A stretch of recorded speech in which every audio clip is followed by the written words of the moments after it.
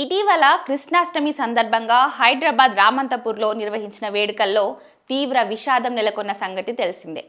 Current షాక్తో మొత్తం 6 ప్రాణాలు కోల్పోవడం పండగ వేళ సంచలనంగా మారింది. అయితే ఈ ఘటనపై విద్యుత్ శాఖ రాష్ట్ర ప్రభుత్వానికి నివేదికను సమర్పించింది. రామంతపూర్ విద్యుత్ షాక్ ఘటనకు కారణం రోడ్డుకు అడ్డంగా వేసిన కేబుల్ వైర్లు కరెంటు తీగలపై పడడంతోనే ప్రమాదం చోటు చేసుకుందని వెల్లడించింది. దీనికి సంబంధించి విద్యుత్ పంపిణీ సంస్థ తెలంగాణ ప్రభుత్వానికి రిపోర్ట్ను అందించింది. ఈ దుర్ఘటన మర్చిపోకముందే తాజాగా మళ్ళీ హైదరాబాద్లోనే మరో ఘటన చోటు చేసుకుంది.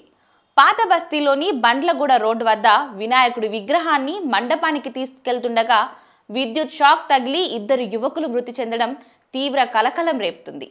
ఇక ఈ నేపథ్యంలోనే ఉప ముఖ్యమంత్రి బట్టి విక్రమార్క సంచలన ఆదేశాలు జారీ చేశారు.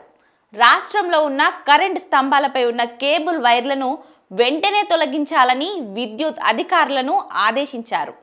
ఈ క్రమంలోనే విద్యుత్ శాఖ ఉన్నతాధికారులతో మంగళవారం బట్టి విక్రమార్క సమీక్ష సమావేశం నిర్వహించారు. ఎలాంటి అనుమతులు లేకుండా విద్యుత్ కనెక్షన్లు పొందుతున్న వారిని గుర్తించి తక్షణమే వారికి విద్యుత్ సరఫరా నిలిపివేయాలని ఆదేశాలు జారీ చేశారు. ఇక విద్యుత్ స్తంభాలపై ఏర్పాటు చేసిన కేబుల్ వైర్లను తొలగించాలని కేబుల్ ఆపరేటర్లకు సంవత్సరం పాటు సమయం ఇచ్చినప్పటికీ కేబుల్ ఆపరేటర్లు మాత్రం కనీసం స్పందించడం లేదని బట్టి విక్రమార్క ఆగ్రహం వ్యక్తం చేశారు.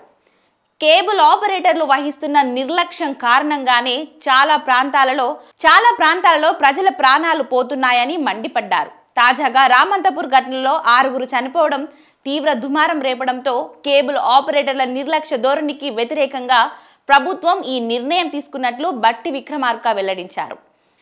ఇటీవల తెలంగాణలోని పలు ప్రాంతాలలో టీవీ, ఇంటర్నెట్ వైర్లను ఇష్టరీతిన కరెంటు స్తంభాలపై నుంచి లాగడంతో వాటిని మెయింటెనెన్స్ చేయడంలో కేబుల్ ఆపరేటర్లు చేసిన నిర్లక్ష్యంతో పలు విద్యుత్ ప్రమాదాలు చోటు చేసుకున్నాయి.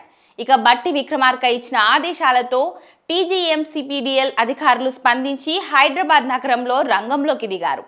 విద్యుత్ స్తంభాలపై వేలాడే ఇంటర్నెట్ కేబుల్ వైర్లు తొలగించే ప్రక్రియను మొదలుపెట్టాయి. ఈ చర్యతో నగరంలో చాలా ప్రాంతాలలో ఇంటర్నెట్ సర్వీసులకు అంతరాయం ఏర్పడినట్లు నగరవాసులు నెట్టింట ఫిర్యాదులు చేస్తున్నారు.